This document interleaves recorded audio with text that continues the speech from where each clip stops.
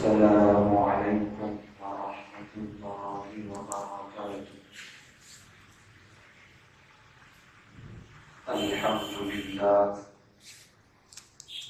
الحمد لله نحمده ونستعينه ونستغفره ونؤمن به ونتوكل عليه ونعوذ بالله من شرور أنفسنا ومن سيئات أعمالنا. من يهده الله فلا مضل له ومن يضلله فلا هادي له. ونشهد أن لا إله إلا الله وحده لا شريك له. ونشهد أن سيدنا ونبينا وحبيبنا ومولانا محمدا عبده ورسوله. أما بعد،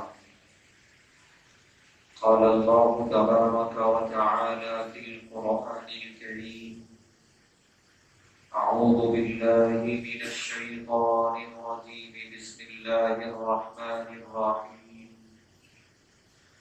واعتصموا بحبل الله جميعا ولا تفرقوا واذكروا نعمة الله عليكم إذ كنتم أعداء فألف بين قلوبكم فأصبحتم بنعمته إخوانا.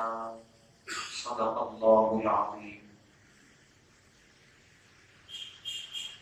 ہر طرح کی تعریف اور حمد و ثنا اللہ بزرگ و برتر کے لائق ہے، جس کا کوئی شریک نہیں، جس کا کوئی ساجی اور ہمسر نہیں، جو ہمیشہ سے ہے اور ہمیشہ رہے گا۔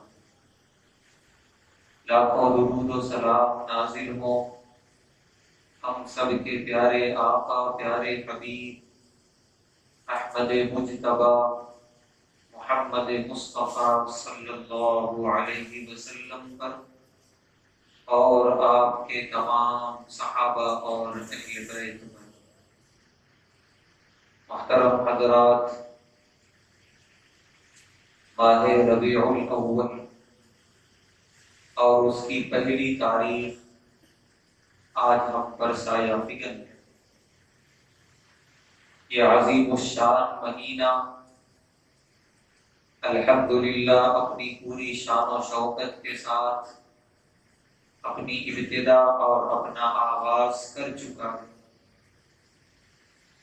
اس مہینے کو خاص امتیاز حاصل ہے، اس کی وجہ بھی ظاہر ہے کہ اس مہینے میں وہ عظیم الشان ہستی علیہ الصلاۃ والسلام کی تشریف آوری ہوئی کہ جن کی شان، جن کا مقام، جن کا مرتبہ اس پوری کائنات میں اللہ کے بعد سب سے اعلیٰ ہے، سب سے اولیٰ ہے، سب سے برتر ہے، سب سے بہتر ہے۔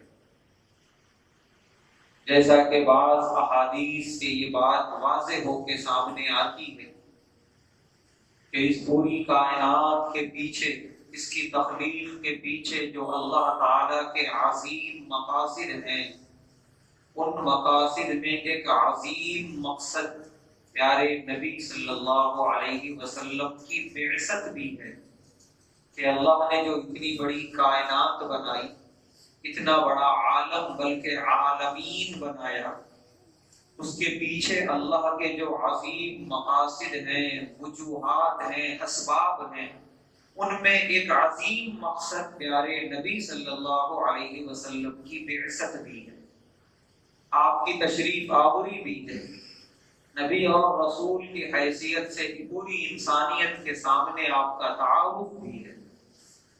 لہذا ایک عظیم خدائی مقصد پایۂ تکمیل پر پہنچا اس مہینے کے اندر، اور وہ مقصد ہے پیارے نبی صلی اللہ علیہ وسلم کی بعثت۔ اس وجہ سے بھی اس مہینے کا بڑا عظیم مقام ہے۔ اس مہینے میں پیارے نبی صلی اللہ علیہ وسلم کی زندگی کے 3 بڑے واقعات رونما ہوئے۔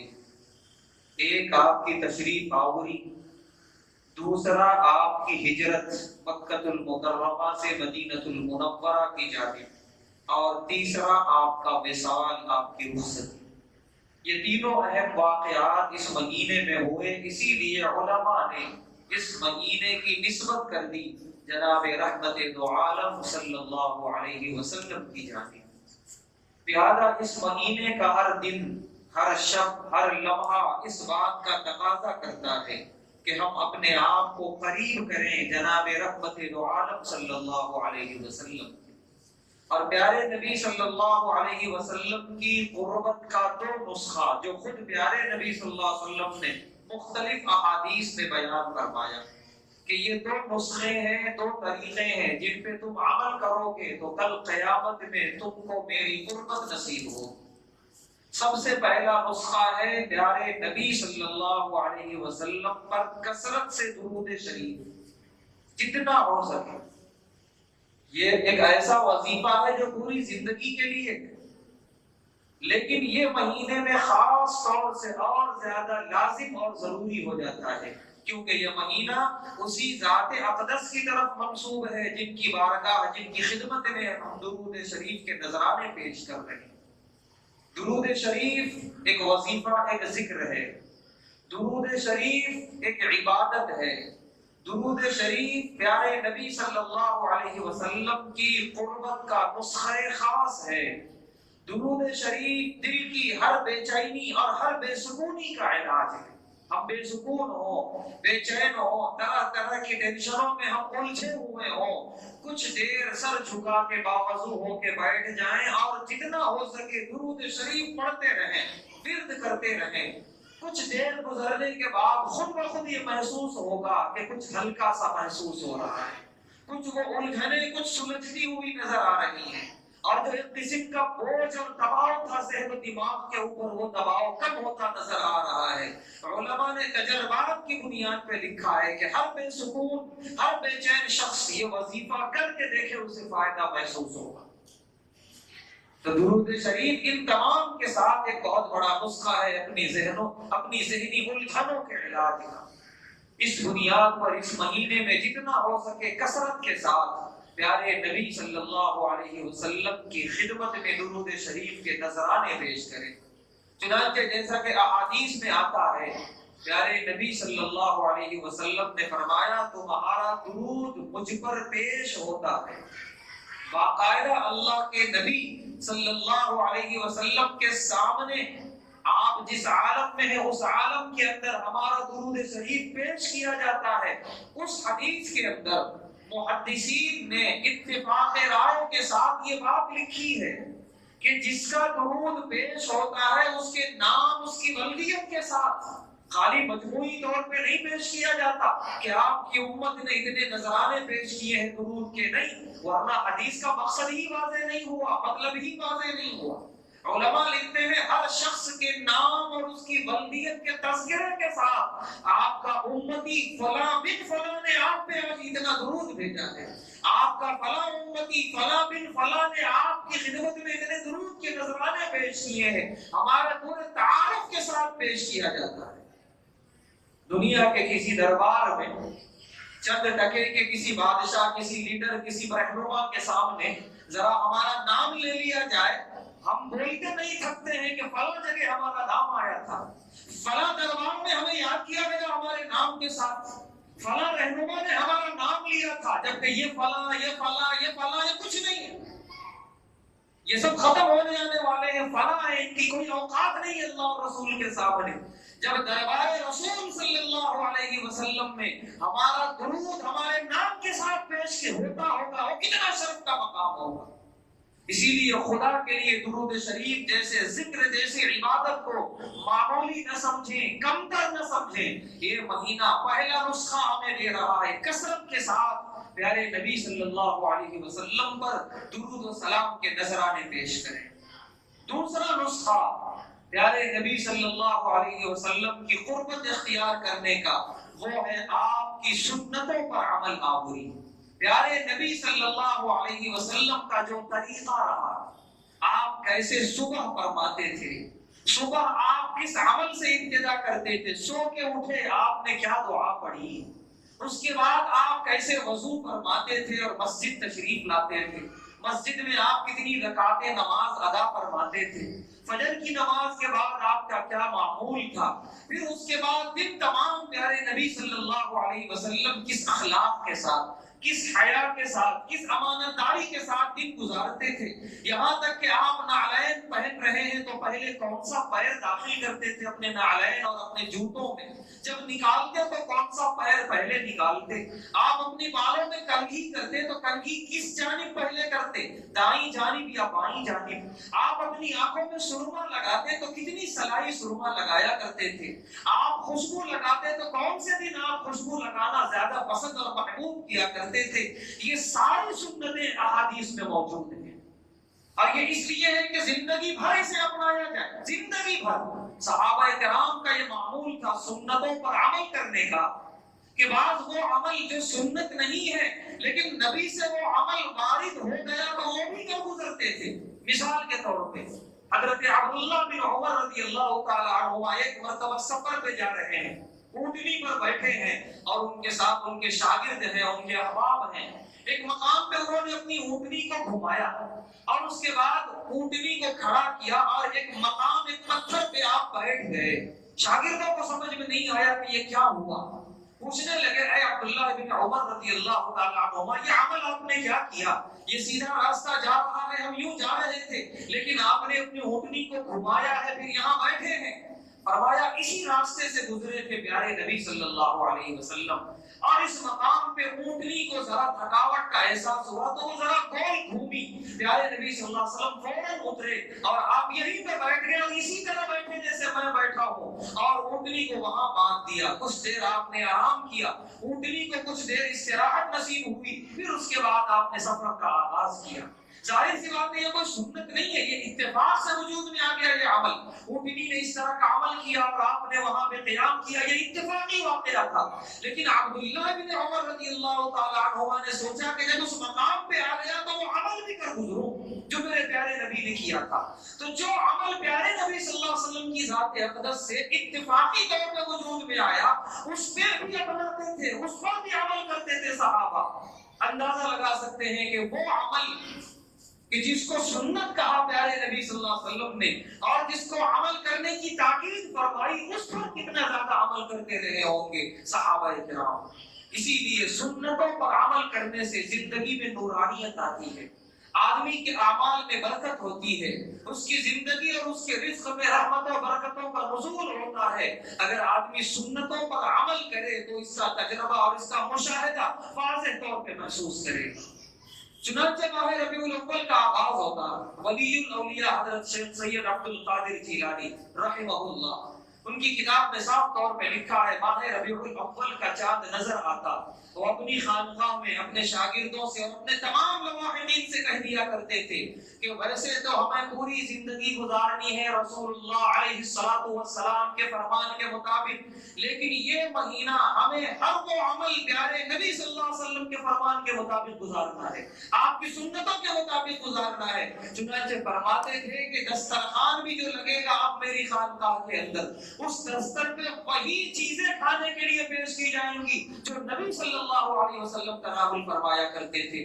وہ معمولی قسم کی جو روٹیاں ہوتی تھی، بہت سخت قسم کی، ایسی گرم نرم جو ہے گیہوں کی روٹیاں میسر نہیں تھی اس زمانے میں، اور معمولی قسم کا سیدھا سادہ سالن ہوتا تھا، کبھی ستو ہوتا تھا۔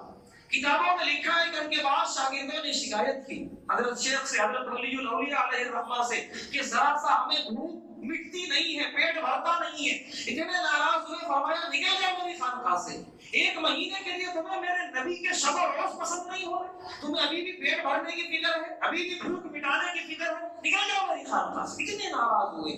تو یہ ہمیں ہمارے ولی الاولیاء، ہمارے دیگر اکابرین یہ سکھاتے ہیں کہ کم سے کم یہ ایک مہینہ تو ہم اپنے نبی صلی اللہ علیہ وسلم کے سنت کے مطابق گزاریں۔ تو لہذا اس مہینے کی مناسبت سے سب سے پہلی یہ گفتگو جو کرنی تھی وہ یہ، سب سے پہلے تو یہ عظیم الشان مہینہ ہم پر سایہ فگن ہو چکا ہے، پورے شان و شوکت کے ساتھ اس کا استقبال کریں، اور ان دو نسخوں کے ساتھ کہ پیارے نبی صلی اللہ علیہ وسلم پر کثرت سے درود شریف کے نذرانے پیش کروں گا۔ اس مہینے کے اندر چلتے پھرتے اٹھتے بیٹھتے، یہاں تک کہ سوتے ہوئے میری آنکھ بند ہوگی تو میرے لب پہ درود ہوگا، اس طریقے سے درود پڑھتے ہوئے سوئیں اور جاگیں۔ اور دوسرا، پیارے نبی صلی اللہ علیہ وسلم کی سنتوں پر زیادہ سے زیادہ عمل پیرا رہیں اس مہینے کے اندر۔ دوسری بات کہ ویسے تو پیارے نبی صلی اللہ علیہ وسلم کی پوری زندگی اس مہینے میں مطالعہ کرنا ہے۔ آپ کی زندگی کے جتنے پہلو ہیں، دعوتی پہلو، اتحاد کا پہلو، اخلاق کا پہلو، اخلاق حسنہ کا، یہ تمام پہلو ایسے ہیں کہ جن کو پڑھا جائے اور ان کو اپنی زندگیوں میں لایا جائے اور دوسروں تک پہنچایا جائے۔ دنیا کی ایک قوم پوری طریقے سے سازش کر رہی ہے کہ ان کے مذہب کو اور ان کے مذہبی رہنما کو نعوذ باللہ بدنما کر کے پیش کیا جائے تاکہ یہ بدنام ہو جائیں۔ ان کا مذہب جو ناقابل توقع تیزی کے ساتھ پھیلتا جا رہا ہے، ذرا اس پہ بندش لگے، لوگ اس سے بدکیں، لوگ اس سے نفرت محسوس کریں، تو ایک غلط تصویر پیش کی جا رہی ہے اسلام کی اور اسلام کو لے کے آنے والے عظیم الشان رہنما کی۔ تو ہماری ذمہ داری بنتی ہے، کیا چھوٹے کیا بڑے، کیا پڑھا لکھا کیا نہ پڑھا لکھا، ہر ایک کی ذمہ داری بنتی ہے کہ اس مہینے میں اپنے نبی کا تعارف کرائے۔ خاص طور سے اٹھنا بیٹھنا اگر غیروں کے ساتھ ہو تو ضرور بتائے کہ ہمارے نبی علیہ الصلوۃ والسلام کے یہ اخلاق تھے۔ روز ایک اخلاق بتائے، روز ایک حدیث بتائے، کافی ہو جائے گی۔ میرے نبی صلی اللہ علیہ وسلم کے اخلاق میں اللہ نے کشش رکھی ہے، وہ جو سنتا ہے، جو اسے پڑھتا ہے، وہ ان کا گرویدہ ہو کے رہ جاتا ہے۔ جو دیکھتا تھا پیارے نبی صلی اللہ علیہ وسلم کو اور آپ کے ساتھ اٹھنے بیٹھنے کا تھوڑا سا موقع ملتا تھا، وہ آپ کا ہو کے رہ جاتا تھا۔ آپ کے اخلاق کے اندر اتنی کشش رکھی ہے۔ تو انہی تمام پہلوؤں میں سے آج خاص طور سے پہلا جمعہ کم سے کم اس پہلو پہ ہم غور کریں کہ پیارے نبی صلی اللہ علیہ وسلم نے اس پورے مذہب اسلام کو پروان چڑھانے میں اور پوری قوم مسلم کو مضبوط بنانے میں جس چیز پر سب سے زیادہ زور دیا وہ تھا اتحاد۔ پیارے نبی صلی اللہ علیہ وسلم نے روز اول سے اتحاد پہ زور دیا۔ آپ کی سیرت کے اور بھی پہلو ہیں، لیکن یہ پہلو بحیثیت رہبر، بحیثیت رہنما جو آپ نے ادا کیا ہے، یہ کردار، اور جو پوری امت مسلمہ کو یہ امت واحدہ بنایا تھا پیارے نبی صلی اللہ علیہ وسلم نے، یہ آیا ہوا یہ ماہ ربیع الاول، ہم جیسے منتشر لوگ طرح طرح کی چیزوں میں بٹے ہوئے، معمولی قسم کے رسم و رواج میں الگ الگ مسلک بنائے ہوئے، معمولی نقطۂ نظر قائم کر کے الگ الگ فرقے بنائے ہوئے، ان فرقوں کو ہم نے اتنی ہوا دی کہ یہ لڑائیاں خالی جلسہ اور جلسے کے اسٹیج تک نہیں رہی، یہ مسجدوں کے محراب و منبر تک آئی، یہ مدرسوں کے تعلیمی نصاب تک آئی۔ نتیجہ یہ ہو گیا فلاں مسجد فلاں مسلک کی، فلاں مسجد فلاں مسلک کی، فلاں مدرسہ فلاں گروہ کا، فلاں مدرسہ فلاں جماعت کا۔ ہم نے اپنے آپ کو اتنا بانٹا کہ بچا کچھ نہیں، بٹ گئے، ٹکڑوں میں بٹ گئے، منتشر ہو گئے، اور ایک امت بنائی تھی پیارے نبی صلی اللہ علیہ وسلم نے کہ جس میں ہر رنگ کا تھا، ہر روپ کا تھا، ہر مذہب کا تھا، ہر علاقے کا تھا، اور سب کو ملا کر ایک گلدستہ بنایا تھا پیارے نبی صلی اللہ علیہ وسلم نے۔ کالے رنگ کے حضرت بلال حبشی رضی اللہ تعالی عنہ اور ان کے ساتھ آئے ہوئے لوگ کہاں کے رہنے والے؟ حبشہ، افریقہ کی سرزمین کے۔ تو دوسری طرف حضرت سلمان فارسی رضی اللہ تعالیٰ عنہ، فارس کے رہنے والے، جو تمام تر عرب کی تہذیب و تمدن سے نہ آشنا، اور ادھر حضرت صہیب رومی، روم کے رہنے والے رضی اللہ تعالیٰ عنہ۔ یہ کہاں کے لوگ آپ کے پاس آئے ہوئے تھے؟ خالص یہودی نسل سے تعلق رکھنے والے حضرت عبداللہ بن سلام رضی اللہ تعالیٰ عنہ، جو ایمان لانے سے پہلے یہودی عالم تھے۔ نسلیں الگ ہیں، رنگ الگ ہے، علاقے الگ ہیں، لیکن ان سب کو جمع کر کے جو گلدستہ بنایا تھا حسین، پیارے نبی صلی اللہ علیہ وسلم نے پوری زندگی اور آپ کے بعد بھی صحابہ جب تک زندہ رہے اس گلدستے پر آنچ آنے نہیں دی۔ آج علاقائیت کو لے کے ہم اختلاف کرتے ہیں، تو فلاں جگہ کا ہے، میں فلاں جگہ کا ہوں۔ خاندان کو لے کے اختلاف کرتے ہیں، تیرا خاندان الگ ہے، تیرا خاندان الگ ہے۔ کہاں صہیب رومی، کہاں سلمان فارسی، کہاں بلال حبشی، ایک ہی سب میں کھڑے ہیں، ایک ہی رکابی میں کھا رہے ہیں، ایک ہی مجلس میں بیٹھے ہیں، ایک ساتھ کندھے سے کندھا لگائے ہیں۔ زندگی میں کبھی کوئی ایسا واقعہ ہونے نہیں دیا کہ تو الگ ہے اور میں الگ ہوں، یہ تصور آ جائے۔ تو کسی اور علاقے سے آیا، میں کسی اور علاقے سے آیا ہوں، یہ تصور آ جائے، کبھی اس کا موقع آنے نہیں دیا۔ حضرت سلمان فارسی رضی اللہ تعالیٰ عنہ، ہم ان کی پوری زندگی مطالعہ کریں، یہ بچپن میں نکلے تھے فارس سے، دنیا میں نہ جانے کہاں کہاں گئے حق کی تلاش میں، کیسے کیسے مذہب کے رہنماؤں سے ملے، لیکن انہیں کہیں اطمینان نہیں ملا۔ ایک جگہ سے انہیں غلام بنا دیا گیا، ڈاکوؤں نے انہیں لوٹا اور غلام بنا دیا، آزاد سے غلام ہو گئے، خریدے بیچے جانے لگے، اور اس کے بعد عرب کی سرزمین میں پہنچے ہیں، اور وہ بھی شہر مدینہ المنورہ۔ اور اتفاق سے یہ اس وقت پہنچے ہیں جب پیارے نبی صلی اللہ علیہ وسلم کی ہجرت ہو رہی تھی۔ ایک ایسا شخص جگہ جگہ سے دھتکارا ہوا، بھگایا ہوا، مختلف مذہبی رہنماؤں کے ہاتھوں پہ بیعت کیا ہوا، اور پھر غلام بنایا ہوا، دراہم و دینار میں خریدا ہے، بیچا ہوا، ایسا شخص بیٹھا ہے پیارے نبی صلی اللہ علیہ وسلم کی مجلس میں، اور مشورہ ہو رہا ہے کہ غزوہ خندق میں ہم کیسے مقابلہ کریں کافروں سے۔ حضرت ابو بکر صدیق رضی اللہ تعالیٰ عنہ جیسے عرب، جو آپ کے قریشی بھی ہیں، آپ ہی کے خاندان کے ہیں، عرب ہیں، ان کا مشورہ سامنے آیا، آپ کو منظور نہیں ہوا۔ حضرت عمر رضی اللہ تعالیٰ عنہ جیسے بہادر جرنیل، انہوں نے مشورہ دیا، ان کا بھی مشورہ پسند نہیں آیا، لوٹا دیا۔ انصار مدینہ، جس شہر میں وہ مشورہ ہو رہا ہے، اس شہر کا رہنے والا قبیلہ انصار، اور اس کے سردار سعد بن معاذ رضی اللہ تعالیٰ عنہ، انہوں نے مشورہ دیا، نکار دیا پیارے نبی صلی اللہ علیہ وسلم نے کہ نہیں، سمجھ میں نہیں آ رہا، کہاں مجلس کے کونے میں اخیر میں بیٹھا ہوا یہ غلام جس نے دھکاری ہوئی زندگی گزاری، دنیا کے مختلف علاقوں سے بھگایا گیا، وہ بیٹھا نظریں جھکائے۔ پیارے نبی صلی اللہ علیہ وسلم نے فرمایا سلمان تم بھی کچھ کہہ سکتے ہو۔ حضرت سلمان فارسی رضی اللہ تعالیٰ نے ایک مشورہ دیا کہ میں تو عرب کا نہیں، میں یہاں کے جنگ کے طریقے نہیں جانتا، میں عجم کا، وہ بھی فارس کا رہنے والا، وہاں میں نے دیکھا ہے کہ جب دشمن بہت طاقتور ہو تو درمیان میں خندق کھود دی جاتی ہے، ہم خندق کے اس بار رہیں گے، وہ اس بار رہے گا، وہ جتنی طاقت آزمائی کرنا ہے کرے، لیکن وہ ہمارے پاس نہیں آ سکتا۔ یہ ایک طریقہ ہے۔ مسکراہٹ آ گئی پیارے نبی صلی اللہ علیہ وسلم کے لبوں پہ۔ اس کے بعد مبارکبادیاں شروع ہو گئی حضرت سلمان فارسی رضی اللہ تعالیٰ عنہ کو۔ مبارکبادی دینے میں حضرت ابو بکر رضی اللہ تعالیٰ عنہ بھی ہیں، حضرت عمر رضی اللہ تعالیٰ عنہ بھی ہیں، دیگر اور صحابہ ہیں۔ پیارے نبی صلی اللہ علیہ وسلم خود اٹھے ہیں اور فرمایا ہٹو، مجھے ملنے دو سلمان سے۔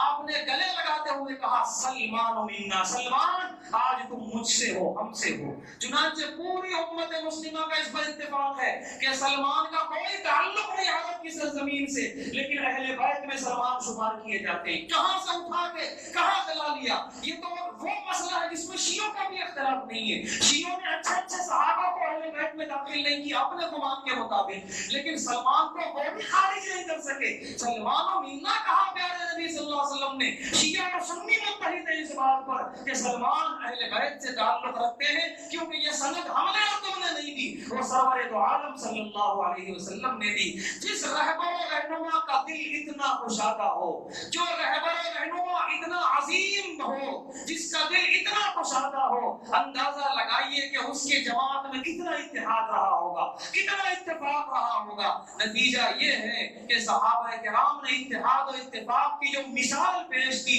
قیامت تک اس کی کوئی نظیر نہیں بیان کی جا سکتی۔ لیکن بڑے افسوس کی بات ہے کہ انہی صحابہ کو ماننے والی یہ امت، اسی نبی علیہ السلام کو ماننے والی یہ امت اتنا لڑتی ہے آپس میں، اتنا اختلافات کرتی ہے مسلکوں اور مذہب کے نام پر۔ نتیجہ یہ ہے ٹکڑوں میں بٹی ہوئی ہے یہ قوم۔ دشمن حملہ کرتا ہے کسی بھی مسلم رہنما پر، مسلم اسکالر پر یا کسی پر، دوسرا کہتا ہے وہ ہمارے مسلک سے نہیں تھے، وہ اچھا ہوا لے گیا ان کو اٹھا کے۔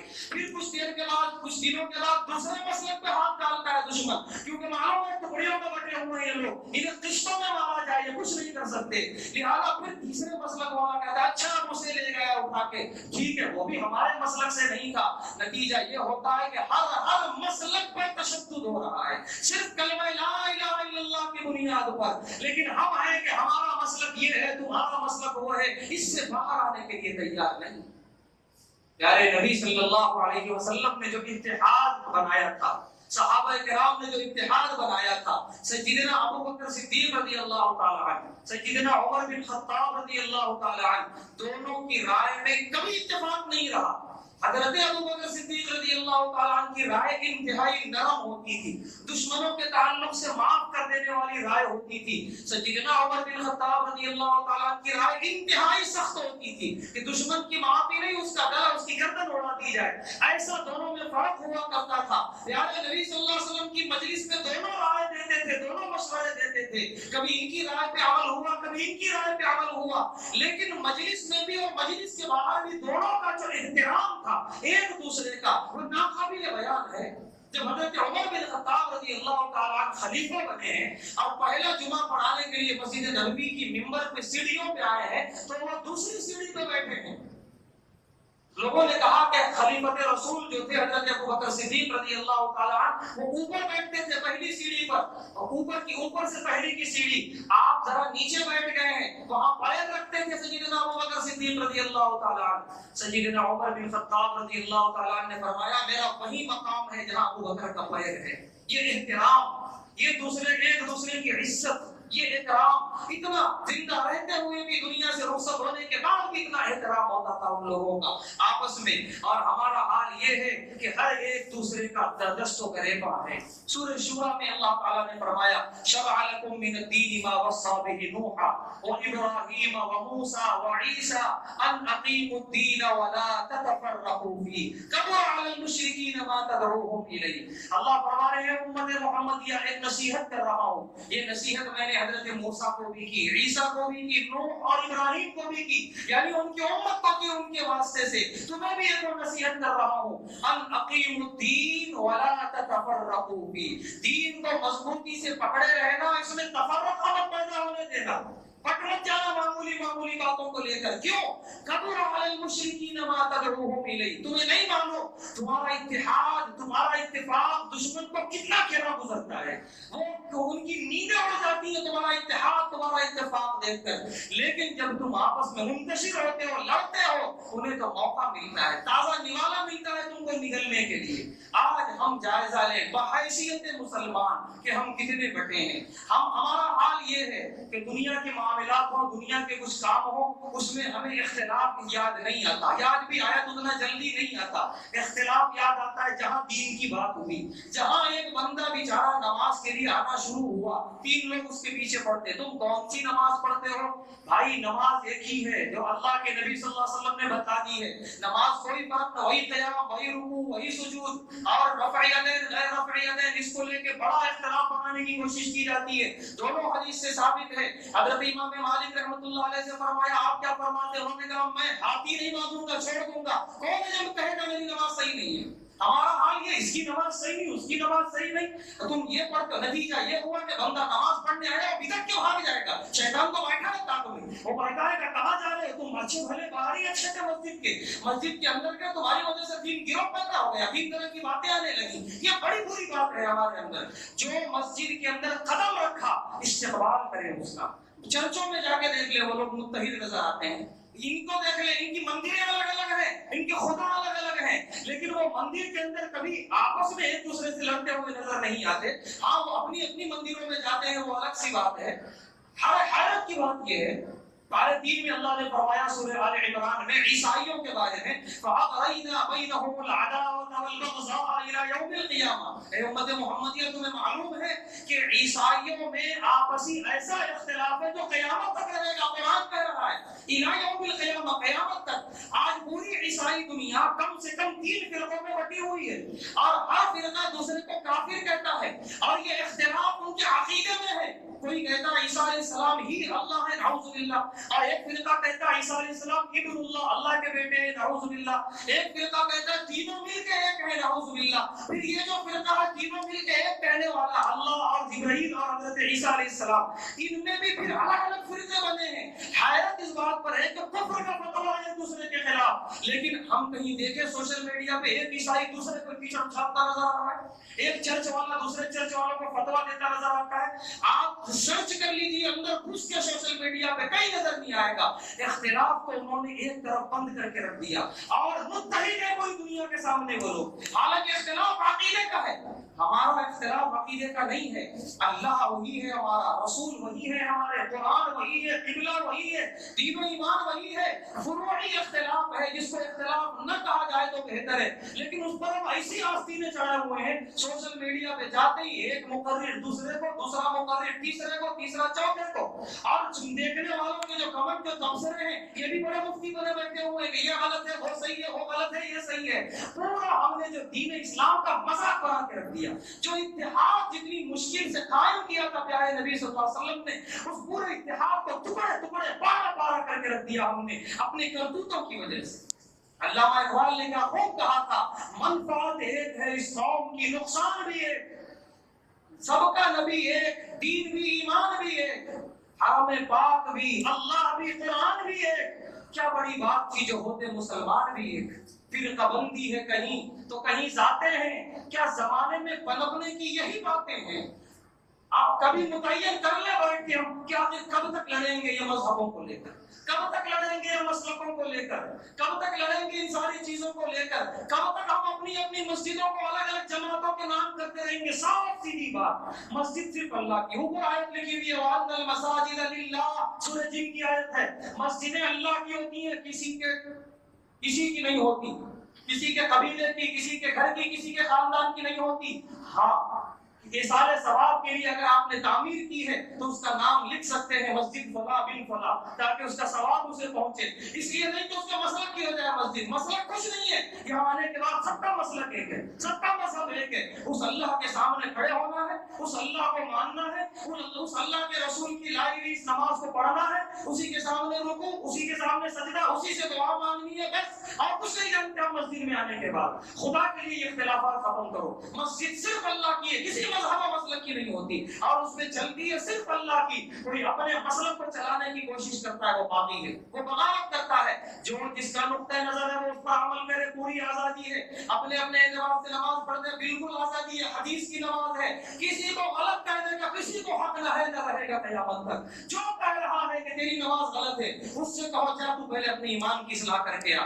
اللہ نے توفیق دی مجھے مسجد میں آنے کے لیے، وہ اللہ ہے فیصلہ کرنے والا، ثواب دینے والا، تو کون ہوتا ہے اس طرح کی باتیں کر کے مجھ کو مسجد سے بھٹکانے والا؟ لہذا یہ جو ذرا ذرا سی باتوں پہ اختلاف ہے، یہ مسلکی اختلاف ہے، خدا کے لیے ان کو ایک طرف کرنے کی کوشش کریں۔ جہاں عقیدے میں اختلاف ہے وہ متحد ہیں، اور جہاں عقیدہ ایک ہے وہ آپس میں لڑ رہے ہیں۔ کتنی بری بات ہے، کتنی بے شرمی کی بات ہے، ہمارے لیے شرم سے ڈوب مرنے کی بات ہے۔ تو ضرورت اس بات کی ہے کہ خدا کے لیے آج سے اس بات کا تہیہ کریں، ماہ ربیع الاول کا پہلا جمعہ، اس پورے مہینے کو ہم، پورا مہینہ نہیں پوری زندگی ہم اتحاد کے ساتھ گزاریں گے۔ کسی کو غلط کہنے کا حق نہ اللہ نے دیا، نہ اللہ کے رسول صلی اللہ علیہ وسلم نے دیا۔ آپ کا دل تو اتنا کشادہ تھا، منافق کو بھی نہیں بھرایا مسجد سے، جو حقیقت میں منافق تھے، جن کے بارے میں اللہ نے بتا دیا تھا۔ تو لہذا ہم کون ہوتے ہیں کسی پر فتوے لگانے والے؟ اسی لیے خدا کے لیے اتحاد کا ماحول بنائیں، اتحاد کو برقرار رکھیں، یہی ہے ہماری طاقت اور یہی ہے ہماری روح۔ اور اگر ہمارا اتحاد ٹوٹتا ہے تو یہی ہے سب سے آسان نوالا ہمارے دشمن کے لیے۔ اللہ تبارک و تعالیٰ سے دعا ہے، اللہ تبارک و تعالیٰ ہم تمام کو اتحاد کی دولت کے ساتھ متحد ہو کر زندگی گزارنے کی توفیق عطا فرمائے، ہر طرف کے اختلاف سے، انتشار سے، مسلکی تعصب سے ہم سب کی حفاظت فرمائے۔ وآخر دعوانا الحمدللہ۔